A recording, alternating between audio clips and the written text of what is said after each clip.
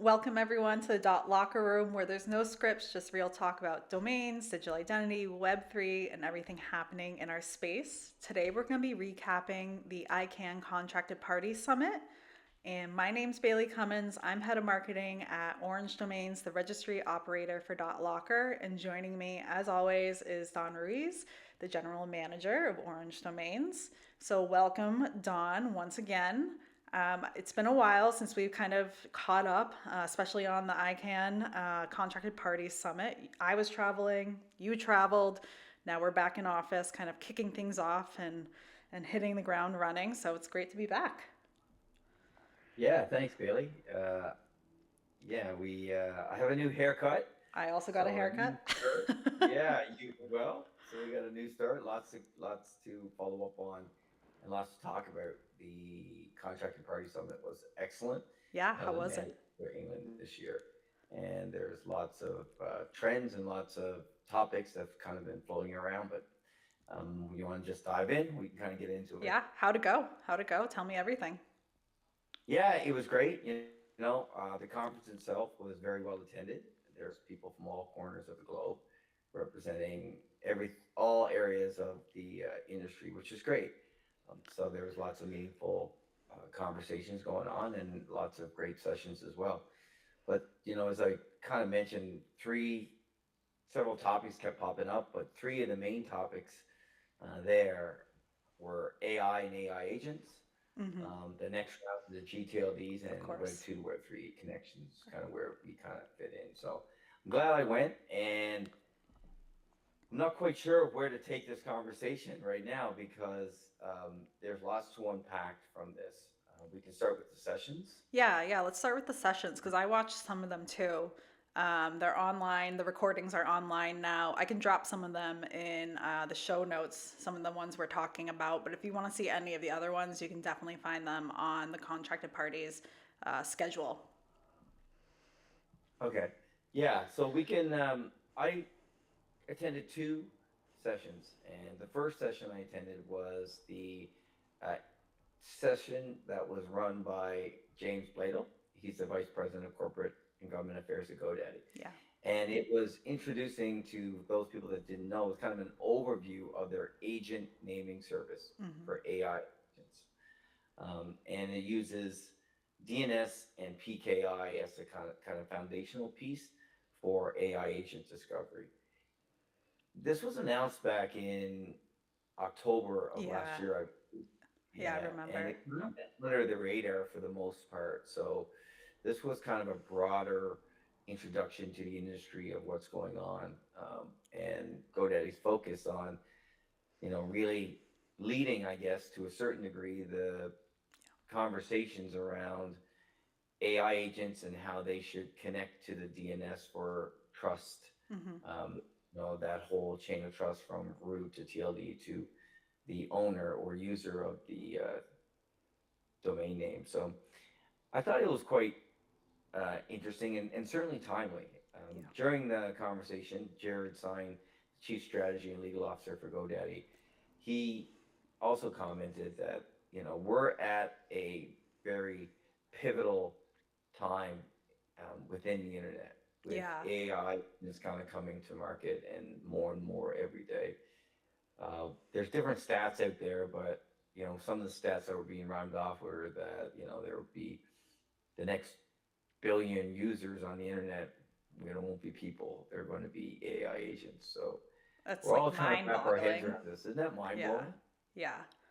It's hard to like wrap your head around that number, but it's crazy.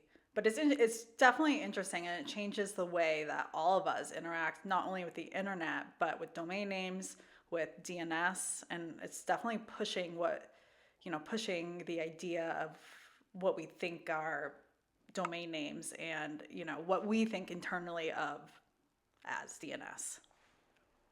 Yeah, for sure. And this naming agent, this agent name service, ANS for short, that they announced, they're open sourcing it and Mm. they're really diving deep into this. Jared said that all of the strategy resources from GoDaddy are now placed onto this, which is you know, interesting and also alarming because we are at a pivotal time and we do need to act. And not that it's necessarily an existential threat, but you had a feeling of urgency coming Mm. from Mm-hmm. Daddy regarding, making sure that the DNS is part of the solution moving forward for AI agents as they, continue to develop and populate and become more and more um, kind of pronounced in Yeah. everything that we do in all areas of our lives, from enterprise all the way through to mainstream. I mean, you and I use AI agents daily to help Yes. upload some of our work, but it's getting way beyond the uses that we Yeah. see today, of course. So, I think we're going to dig in from our side. One thing of note that their agent naming service is about DNS and SSL. It doesn't they didn't talk about a connection to Web3, and not all No, not AI yet. agents will kind of map back or use A3 or Web3 or blockchain capabilities, but some will, and Yeah. that's kind of where we would fit in. So we're going to see if um, we're going to wait and see for a little bit on what those areas that we should kind of inject ourselves into the conversation around the AI space, even though, you and I and our team, we've been talking about this for quite a while as well. But Yeah. it's coming fast, and it's time for us to kind of get involved. Yeah, we touched upon some of it in our last episode of the Dot Locker Room, so check that out. I think we mostly dive into the importance of verification and for AI agents, which may help kind of shed some light on the importance of this naming service from GoDaddy. You can't just have AI agents out there without some sort of verification and trust system. You don't want an AI agent going rogue without, handling your money or doing something like that if you don't know where they're originating from. Yeah, and other players in the industry too are really taking this serious. Identity Digital, they Yeah. announced their kind of foray into the AI and agent space. They have a new service that they're developing as well. Kind of similar. I don't know exactly Yeah. what the similar, like the full scale of overlap is with the agent naming service, but they're calling it like the birthplace of agents, the Yeah. birth certificate of agents, I Yeah. believe. Birth certificate. Yeah. And they do include, the identity piece. So, Hmm. DNS and PKI and the identity piece as well. So that's something for us to kind of work with them on. I know that they did mention that they were working or did consult, I guess, at some point or talk to the GoDaddy folks as well. Yeah. So it seems like the industry is trying to come up with some standards, which I think is important. It's always been the way for ICANN Yeah.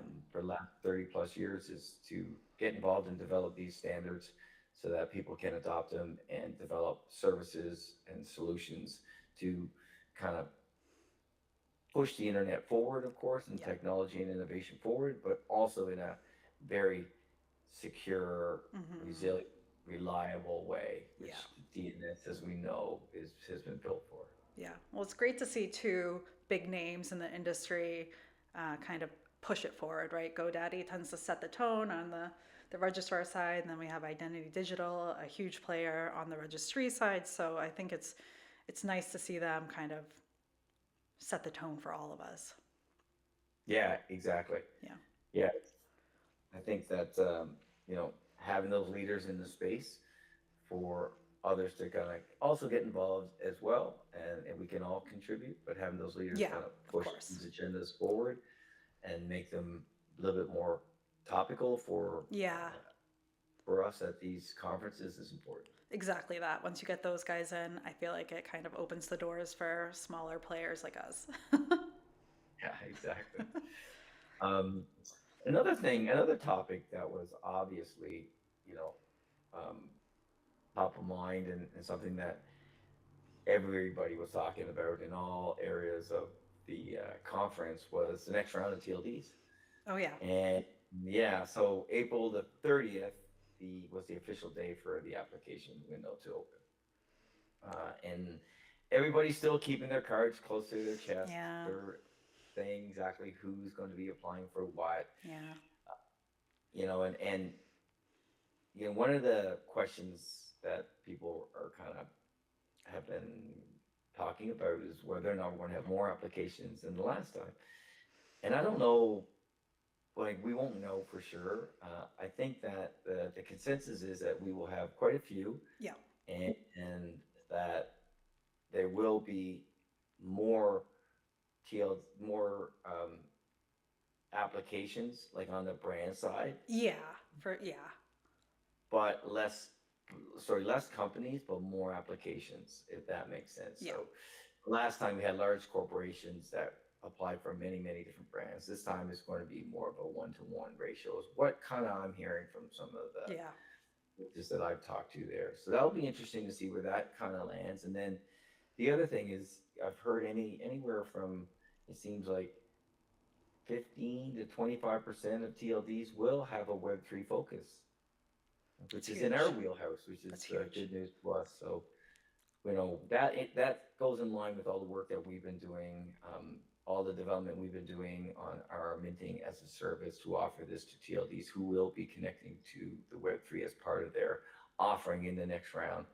So we'll see where that goes, but we won't know until reveal day, which is later this year, right?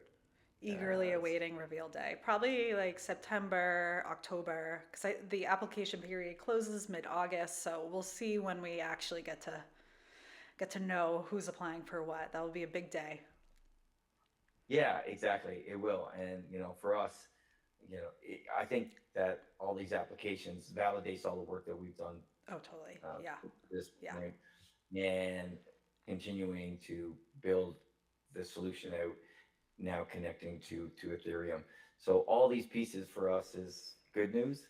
And I think that the next round of TLDs that will be coming is going to be a little different from a launch standpoint. It's obviously a crowded market right Yeah. now, and I think that having a unique offering and a very focused TLD on a certain market or segment of the market is going to be really important in the Yeah. success of some of these TLDs into the next round. Yeah. I mean, once again, we're early, but not wrong. Early but not wrong. Yes, that's right. And then the other session that I attended was on that topic itself, was Web2 to Web3. Yeah. And Yeah. it was led by Michael Pelage, and he's the trust officer for Info Networks. He's a lawyer as well, and is responsible bridging of Web2 to Web3 namespace is kind of the title of the session.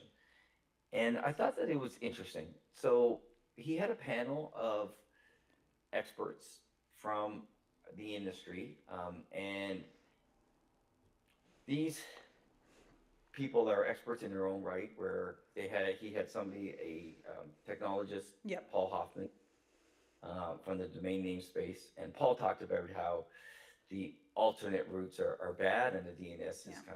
kind of good, and without having that trusted layers of trust and resilience and the reliability that the DNS has, these other namespaces are really just kind of running a little bit on their own Yeah. out there. And so they're, from a mainstream and wide stream adoption and for the security of the internet, it certainly doesn't align with everything that, Yeah. Yeah. right? Right.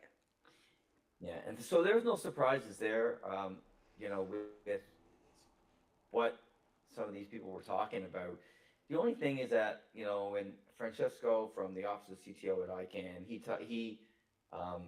kind of announced and talked about the blog post that was recently released by ICANN, and that they're forming a technical study group for gTLD integrations for alternate name systems, aka Web3, I guess, at Yeah. this point. Yeah. And so, but they didn't get into any details of exactly what that's going to entail. Each group that spoke, even there was James Galvin from the ITEF.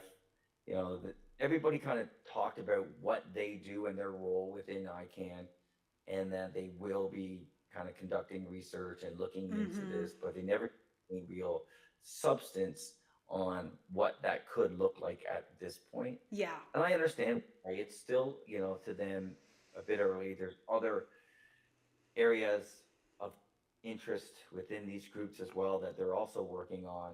But with the new TLDs coming, you know, within the next few years and being released, obviously this is something that needs to be addressed where people are just looking for some form of kind of guidelines, I guess, Yeah. or, if not a process, where does ICANN really stand on these Web2 to Web3 integrations?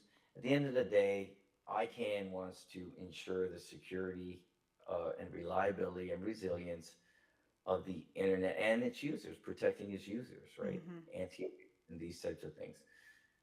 Our solution, obviously, when we were building it, we ensured that all of this mapped, directly with ICANN, even though we don't touch the DNS. So Yeah. it maps directly to what they have developed, but we don't even touch the DNS. So I think we're in a really good spot, and we'll kind of take part in these conversations. I was asked by somebody who's on the RIDE subcommittee to um, if I'd be available to talk to them about our solution. And we went to market in October, almost a year and a half ago. So it's proven out there, and hopefully that we can add some value to the conversation around what we did and how we did it, and Yeah. kind of our solution. We can kind of dig into why we made certain um, decisions around how we develop this mapping from Web 2 to Web 3. It was a little bit affirming too because they are going to, or they're planning on releasing some recommendations, not necessarily policy or official standards, but recommendations on mapping, Web 2 to Web 3. And some of the concerns were things like, the life cycle of the domain and making sure that, both things were in sync. And those were the exact same things that we had in mind when designing .locker. So it was great to see that we had already kind of, jumped over those hurdles and cleared those, and they're thinking about the same exact things, and we're on track with ICANN so far and what they're thinking. So, I thought that was great to hear. Yeah, me too. I guess what, you know, what we still kind of don't know, I guess, at this point, and only time will tell, is how deep ICANN will go in Mm-hmm. be, you know, Mm-hmm. kind of ending their position, into Yeah. these alternate namespaces, which they've really stayed clear of for the Yeah. most part, Yeah. over the last years. So depending on what they decide as far as recommendations or guidelines or even policy, we'll see how deep that ICANN actually wants to kind of go Yeah. into these solutions and these namespaces.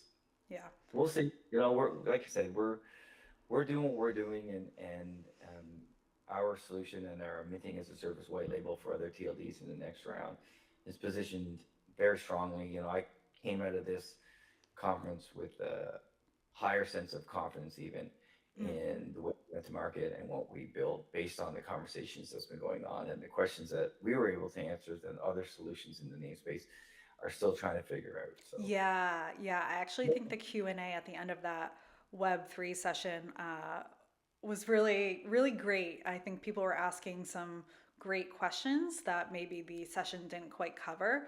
They're about the integrations themselves and how they work. And I think the industry is hungry for that information of how everything kind of works under the hood and what the gotchas are and all that. So I think that we're kind of missing that piece right now of just what does all of this mean. So I think we're gonna have to fulfill that need because no one's really stepping in and doing that right now. Like yeah, talk for about, sure. do we have to edit text records? Why would a registry manage the DNS of the DNS mapping back to Web3 when I manage my DNS with my registrar? I think that was a great question and just shows, you know, the complexity of these solutions. Yeah, for sure. Especially in the contracted parties, this won't fall solely on the registries for sure. This is kind of on the industry and to kind of figure out, and certainly, registrars should be involved in this conversation as well, since they were the ones who have the end user relationships and they're the ones who are actually Exactly offering that. this. Yeah. Good point. Any other takeaways? Any other final thoughts about ICANN before we wrap it up? It's just that it seems like I poll people at these conferences to see if they're going to be attending the next conference. The next conference is in Sevilla, and it feels like, despite being a policy-focused conference, that it will be fairly well attended. Given all the things that are going on in industry, and given the fact that it will be kind of still in the application period of the next round of TLDs as well. So you and I have some figuring out and some planning to do around that. And in the meantime, I think that's about 6 weeks away. So in the meantime, we can kind of continue our discussions on these sorts of things and get to a point where we feel that, we can really add as much value as we can to some of these conversations around AI agents and Web2 and Web3 solutions. I mean, I think that's more than enough for us to tackle. Yeah, I agree. All right. Well, as always, you can find us on LinkedIn as Orange Domains, and then you can find us on X and Discord as .locker. And thank you for joining us in the .locker room today. We'll see you next time.